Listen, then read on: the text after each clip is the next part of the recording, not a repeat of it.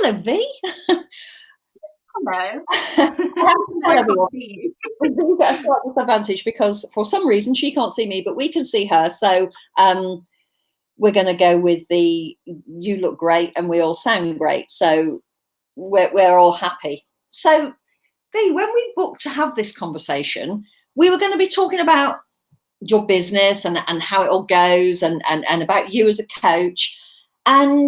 And yet we find ourselves in a situation on this St. Patrick's Day, happy St. Patrick's Day, everyone, that the world is a considerably different place than it was when we booked you into my diary. And I think it would be artificial of us to pretend that it wasn't. And I know that one of the things that you work with your clients is on overwhelm. And I think that a significant number of us, myself included, are feeling overwhelmed at the moment. And so I wondered, what are your top tips around managing overwhelm? around managing overwhelm with what is currently happening at the moment. Yes.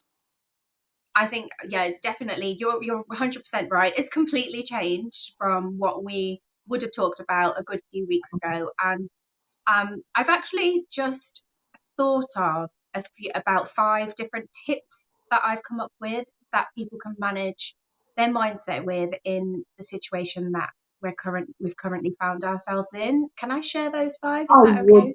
love you to share them.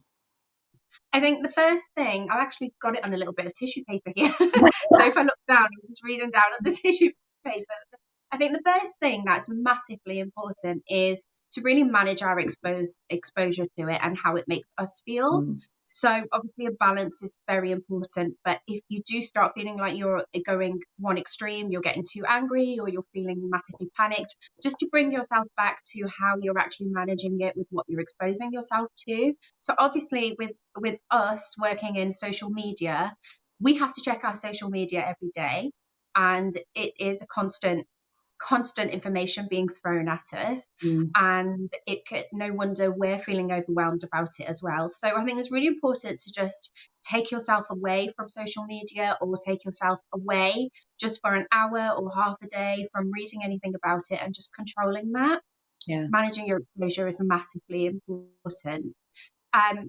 The second thing that I think is really important is we're still here, and we still have an outcome for our day. So it's really important to set an intention for our day, because we still wake up with purpose, and us as coaches, we still have to lead with intention. So waking up with intention is massively important for us, and to lead with that as well. And sticking to a routine, because there's so many of us in self-isolation at the moment, or self-isolating our children. And what is such a big thing is people are already out of routine. Like, just to have that little morning routine, or just to have that little evening routine, is so important, just to keep that little bit of normality within our lives. And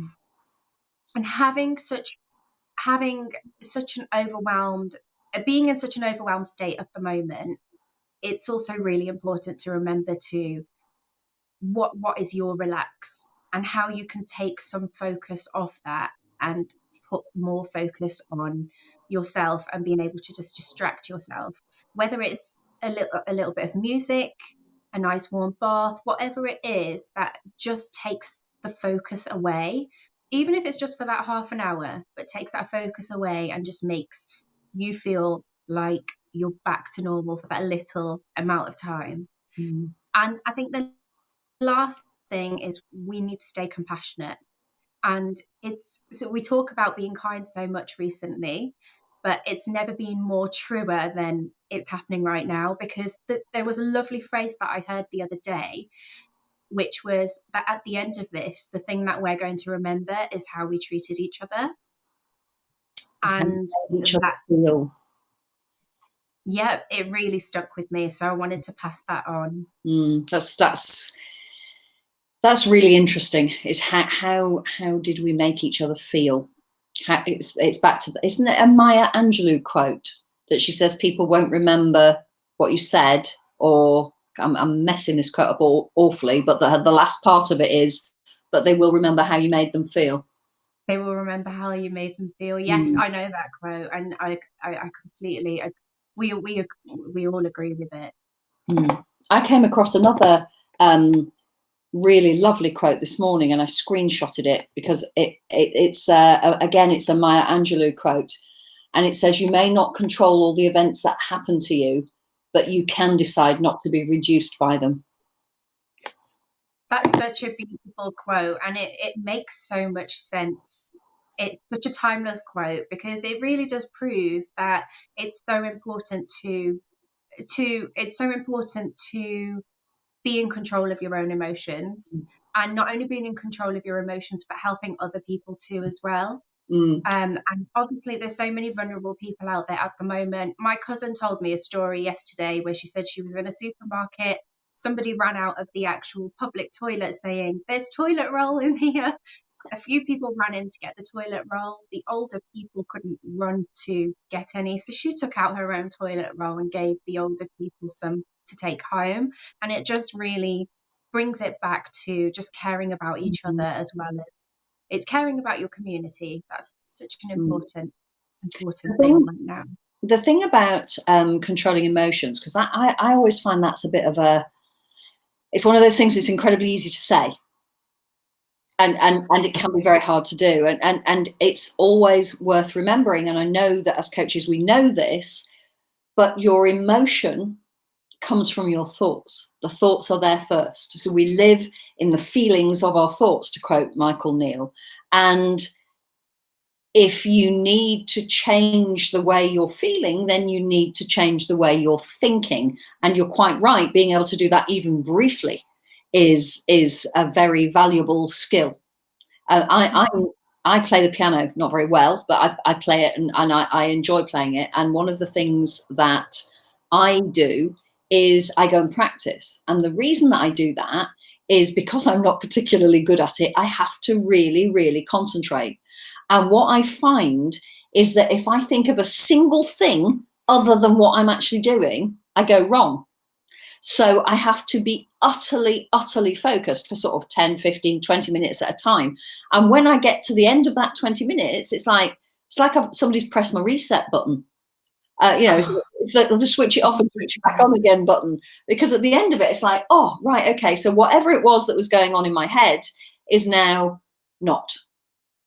And I think finding your reset button, the thing that you can do that brings you back to now, is a really worthwhile thing to find.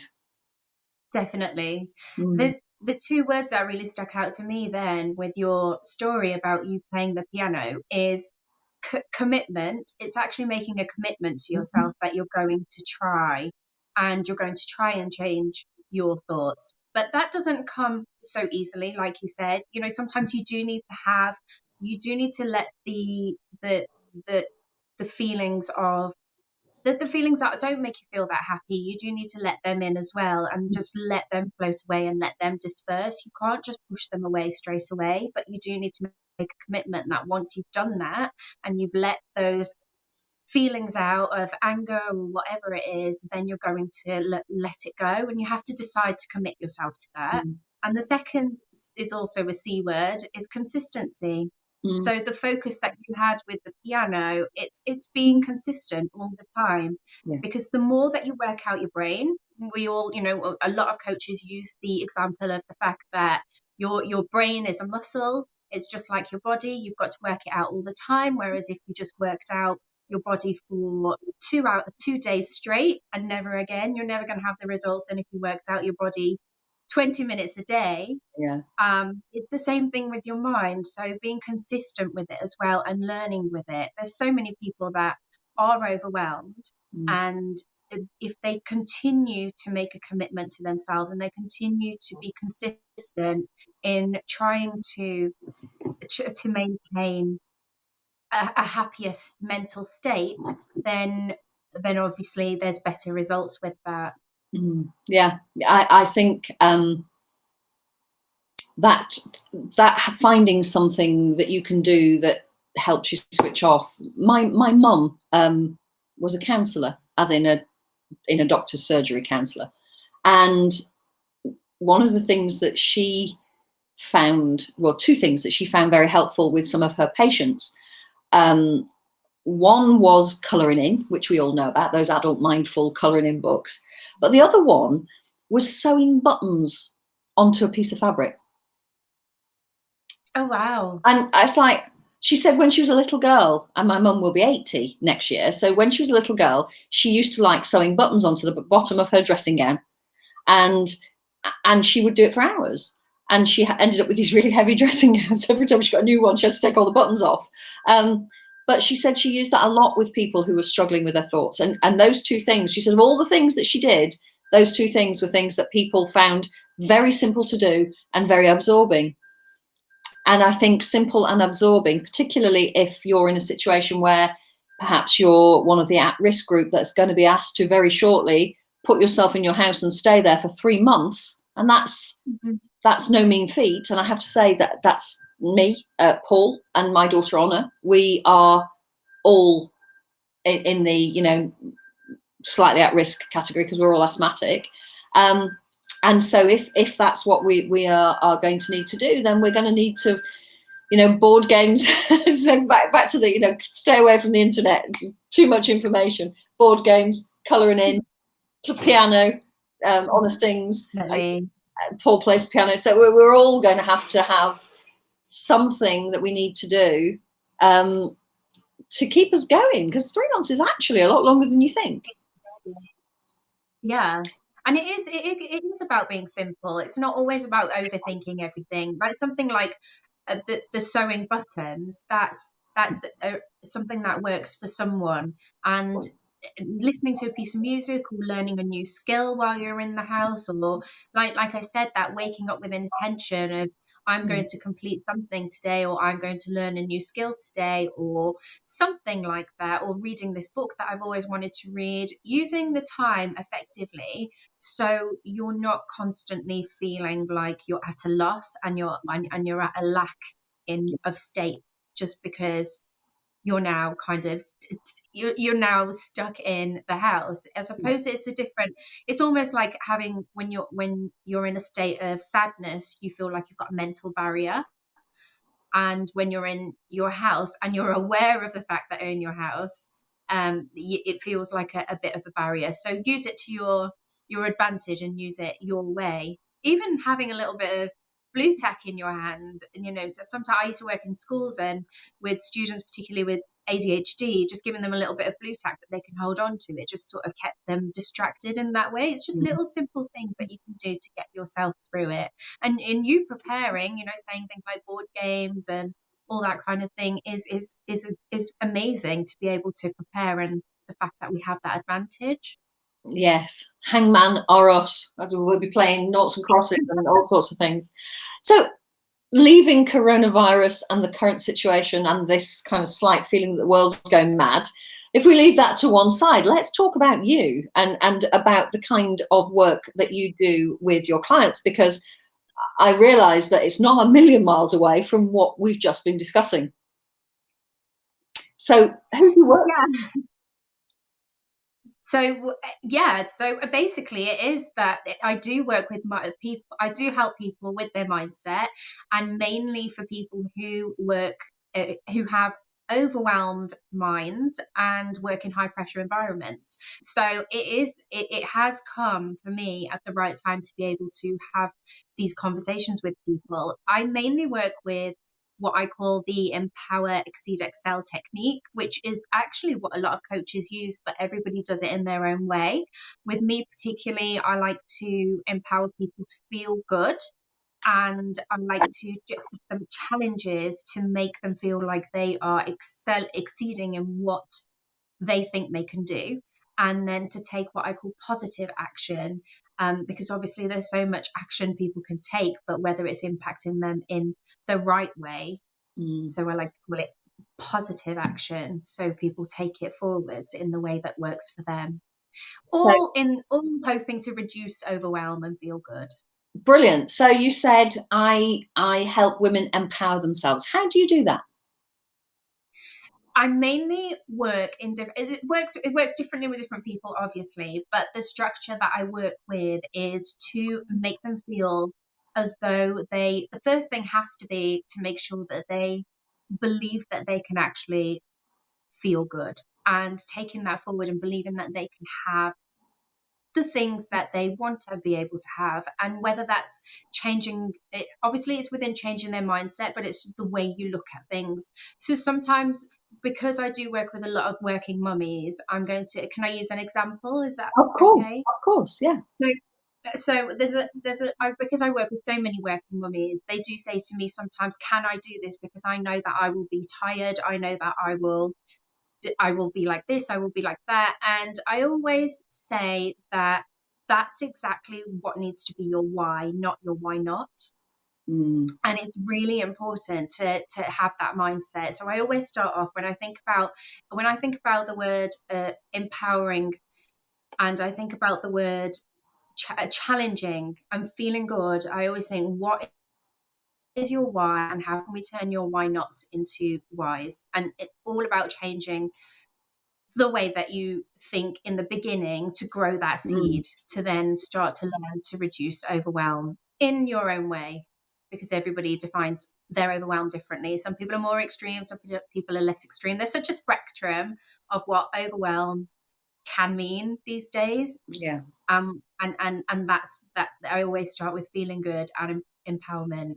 Yeah, I get that. So once you've got people who have articulated how they feel, so they've described what overwhelm feels like for them, and like you say, that can sometimes it can just be different language that's been used to describe exactly the same feeling. You know, I have clients who can be very drama queenish. I say this as a drama queen, so I don't mean that unkindly. I am one, so I recognize them. But you know, who can be very catastrophic in their language, and the other kind of end of that spectrum is for people to say, oh, you know, I'm all right. I could just do with this not happening or that not happening, or, you know, and yet they can be talking about the same thing. So it can be quite challenging, can't it, to get to the bottom of that?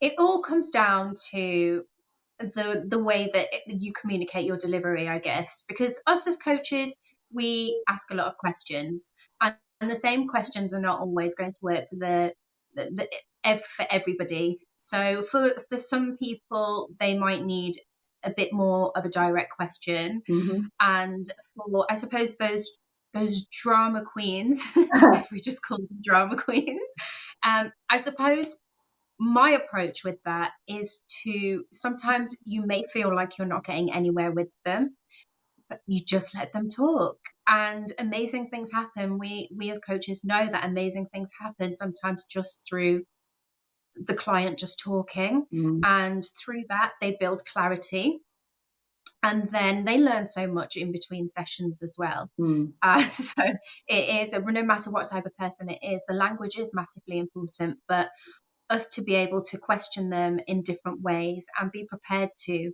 ask questions in different ways and reflect back things in different ways is also a learning curve for them.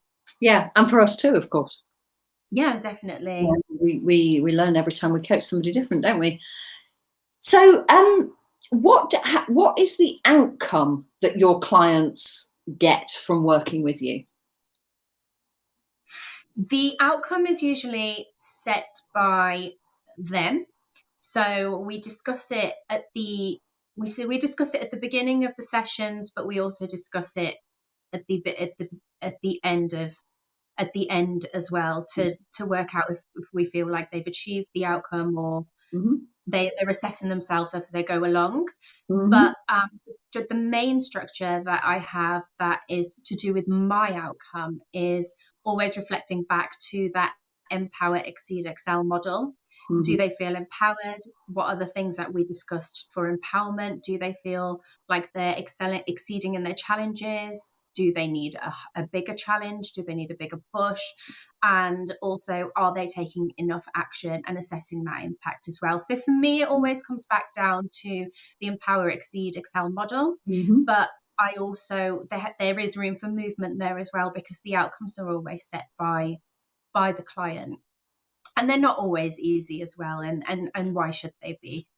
Well, they shouldn't be, should they? Because if they were easy, we'd all have it. We'd already have done it. That's the whole point, isn't it? Is that it isn't easy, and it's a challenge, and that the journey to the challenge is just as rewarding as achieving the challenge itself. Exactly. Yeah. It's never really about just the outcome, is it? It never is. Not even for us as people. It's the journey is where we learn the most, and it's where clients should learn the most. And I suppose that's what they're feeding back to you all the time. They're feeding back what they're learning, and that's what we should be listening out for in order to inform their outcomes and to inform what we would like from the session when we connect with them. Yeah, and also I suppose to help us to kind of to look at this from a business development perspective, to step back from the actual coaching, from the delivery side, and to look at it from the business development side. Every experience we have with each of our clients gives us a more rounded view of what it is that our clients can reasonably expect to achieve by working with us, what outcomes they can reasonably expect. And I hasten to add that it's reasonably expect, providing they put in the work. Of course. We as coaches will always put in the work. That's our commitment to this process. And providing that they do their share as well, what outcomes can they reasonably expect to achieve? Because of course that becomes part of our marketing message. Definitely. You actually just reminded me of something that isn't too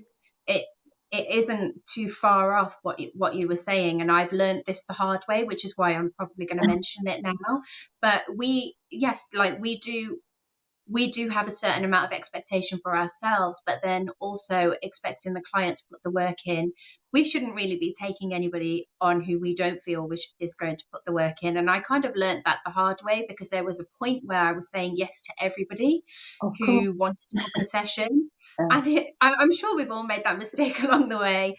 But it isn't true. It's a disservice to the client, and it's a disservice to us as well. And it really should be with people that we connect with and we know who will put in the work because we connect.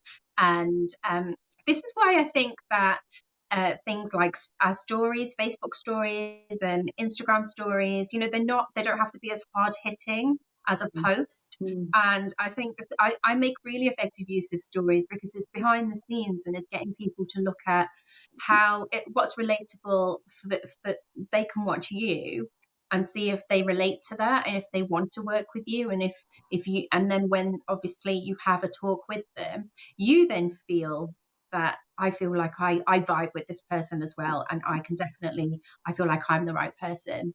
So it's massively important to know that you're working with someone who's going to put in the work and you're going to get results with. Who's going to do what they say they're going to do, which actually is quite an unusual trait.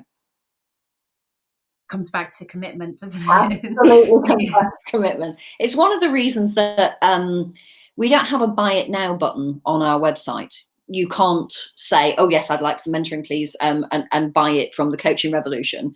The only way that you can access our mentors and our mentoring is by having a conversation with me. And the reason for that is because I am effectively a gatekeeper.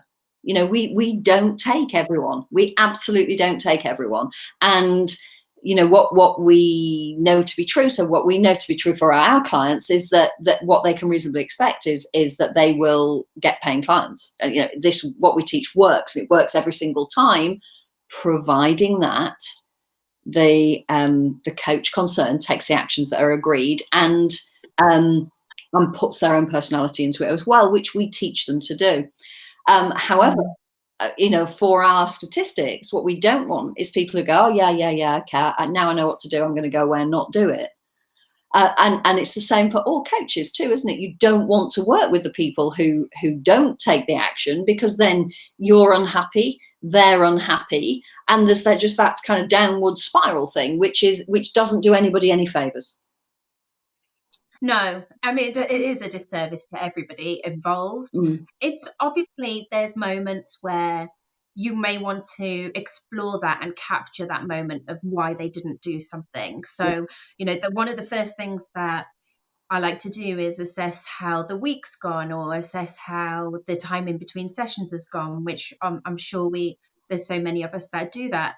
And if somebody hasn't worked to the intention that they wanted to work to, it's always a good idea to explore that and see where it went wrong. And sometimes if it's something like the goal set they realized wasn't in line with what they actually felt like they should be doing, then that's obviously, there's room for movement there. But if it's somebody who isn't prepared to put the work in, yet they're paying money and they're attending sessions, it gets frustrating on both for everyone.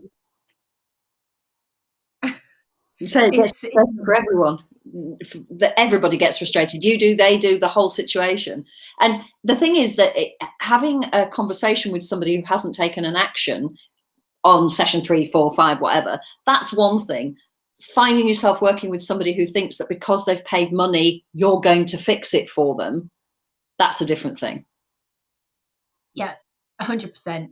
And we can't, we don't fix problems. We can't fix problems because we don't have the experiences, we don't have the brain mentality that this person has had.